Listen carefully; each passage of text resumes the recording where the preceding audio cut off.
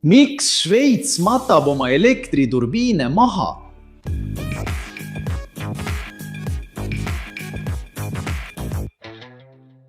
Tere, inženeri detaljeada. Kas oled kuulnud, et Šveits matab oma elektriturbiinid mägede alla? Kummaline, aga selle taga on geniaalne strateegia, kuidas lahendada üks suurimaid taastuvenergia väljakutseid. Kuidas energiat kuudeks salvestada ja tagada valgus, soojus ning tehnoloogia karmil Alpide talvel. Just nimelt Šveits, mis on tuntud oma järvede, täppiskellade ja peene šokolaadi poolest, juhib vaikset revolutsiooni, matates lahendusi sõna otseses mõttes maa alla. Aga mis pistmist on sellel turbiinidega ja kuidas see võib muuta ülemaailmse energia tulevikku? Aga enne kõike, miks üldse energiat hooajaliselt salvestada? Kujutage ette, et suvel toodab Šveits liiga palju päikese- ja hüdroenergiat. Talvel aga suureneb tarbimine kütmise tõttu, kui tootmine väheneb, jõed külmuvad ja päevad on lühikesed. Siin tulebki mängu hooajaline salvestamine, mis tähendab suvel ülejääva energia talletamist, et seda talvel kasutada. Aga kuidas? Patareides? Vastus on ei, sest need sobivad tundideks või päevadeks, mitte kuudeks. Ja mis on lahendus? Kasutada riigi enda geograafiat. Šveits tahab olla süsinikuneutraalne aastaks 2050, kuid sõltub tugevalt hüdroelektrijaamadest ja energiaimpordist talvel. Ja probleem on selles, et kliimamuutused vähendavad liustikke ning Euroopa seisab silmitsi energiakriisidega.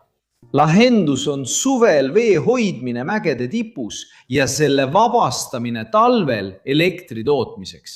Aga tavalistest veehoidlatest ei piisa. Šveits paigaldab maa alla suure võimsusega hüdroturbiine, mis on võtmeosad süsteemis nimega pumphüdroenergia salvestamine ehk inglise keeles pumped storage hydro. See meetod toimib nagu tööstusliku mastaabiga veepatarei ja töötab kahes etapis.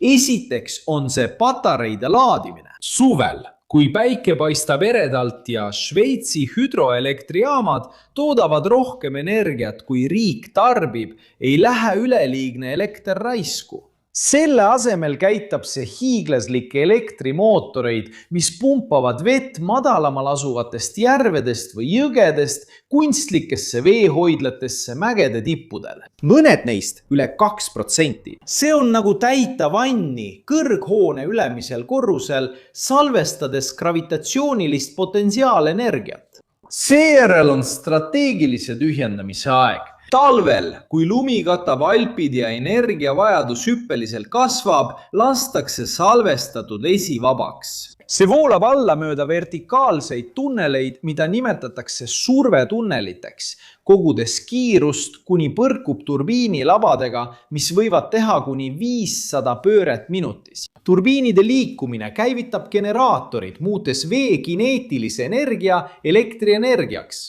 Aga miks maa-alused turbiinid? Siin peitubki kogu trikk.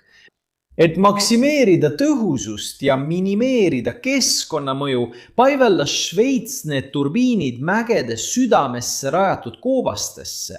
Näiteks Nandetransi projekt on maa-alune elektrijaam, mis on Notre Dame'i katedraali suurune ja kus on 6 pööratavat turbiini, mis suudavad vett üles pumbata või laskumisel energiat toota. Iga turbiin kaalub 450 tonni ja toodab kuni 150 megavatti, mis on piisav energia, et varustada tipptarbimise ajal 400 000 majapidamist. Kui liitiumakud kaotavad laengut, siis Šveitsi gaas hoiab isegi aastakümnete möödudes 80% efektiivsusest. Lisaks sellele mahutab üks ainus reservuaar nagu Nandetranse 20 miljonit kuupmeetrit vett, mis vastab 8000 olümpiabasseini. See tagab energiat kuudeks, mitte tundideks. Need turbiinid toimivad samuti kriisi leevendajatena. Vee- ja elektrikatkestuste korral kulub neil täielikuks tööle hakkamiseks vähem kui 10 minutit stabiliseerides võrgu. See on inseneritöö, mis ühendab iidse jätkusuutlikkuse, veejõu ja tipptasemel tehnoloogia, kasutades tehisintellektil põhinevaid automaatseid juhtimissüsteeme. Teisisõnu, see, mis näis olevat turbiinide matmine, on tegelikult vesiratta ümberleiutamine lihtsalt eepilises mastaabis. Ja sina arvasid, et Šveits teeb ainult kellasid. Aga see pole lihtne. Mägedesse kaevamine nõuab miljardilisi investeeringuid ja geoloogiliste riskidega silmitsi seismist. Nande Transi ehitamine võttis 14 aastat ja maksis $2 miljardit. Lisaks on tõhusus umbes 80%, mis tähendab, et 20% energiast kaob protsessi käigus.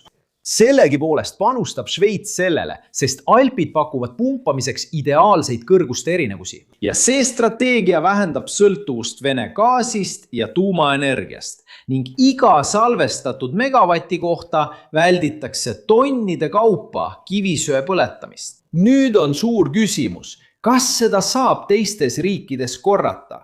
Jah, kuid kohandustega. Kohad, kus pole mägesid, võivad kasutada suruõhku koobastes, mida nimetatakse CAES-iks või rohelist vesinikku. Šveits plaanib juba laiendada projekte nagu Grinzel 3, mis hakkab kasutama tehisintellekti nõudluse prognoosimiseks ja salvestamise optimeerimiseks. Ja mis kõige hämmastavam, need veepatareid võivad kesta 100 aastat, muutes need pikaajaliselt jätkusuutlikuks. Kui sa oled siiani jõudnud ja sulle meeldis video, siis liitu kanaliga, kui sa pole veel liitunud. Pane like ja aktiveeri teavituste kelluke. Ja kui leiad, et meie sisu on huvitav, siis kaalu liikmeks hakkamist, et aidata meil siin platvormil sisu toota ja olla meie videotes meeles peetud. Ja kui otsid isiklikku ja professionaalset arengut, siis kasuta siin kõrval olevat QR-koodi või video tutvustuses olevat linki.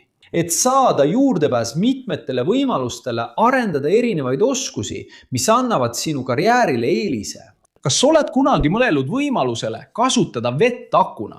Kas sa teadsid sellest Šveitsi projektist? Jäta oma arvamus siia kommentaaridesse, ma tahan teada. Siin samas kõrval on 2 huvitavat videot, mida sa pead kindlasti vaatama, et laiendada oma teadmisi ja rahuldada oma uudishimu. Ja kui sa tahad panustada, pane like, telli kanal, aktiveeri kelluke ja kaalu kanali liikmeks hakkamist. Just nii, inseneeriteaduse austajad, suur kallistus ja kohtume järgmises videos.